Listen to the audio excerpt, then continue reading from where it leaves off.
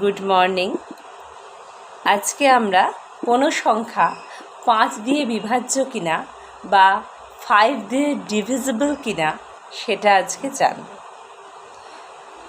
কী নিয়ম আছে সেটার ক্ষেত্রে, যে কোনো সংখ্যার যদি একক স্থানে বা ওয়ান্স প্লেসে আমি 0 বা 5 দেখতে পাই, তাহলেই আমরা বলতে পারবো যে সেই নাম্বার বা সংখ্যাটাও 5 দিয়ে ডিভিজিবল বা 5 দিয়ে বিভাজ্য। আমায় ওয়ান্স প্লেস বা একক স্থানটা লক্ষ্য রাখতে হবে।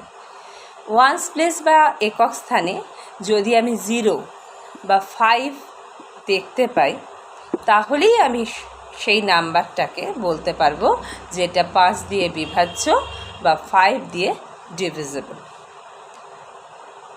তাহলে কি হলো, কোনো সংখ্যার একক স্থানে বা ওয়ান্স প্লেসে যদি 0 বা 5 থাকে, তাহলে সেই সংখ্যাটিকে আমরা বলতে পারবো যে 5 দিয়ে বিভাজ্য বা 5 দিয়ে ডিভিজিবল।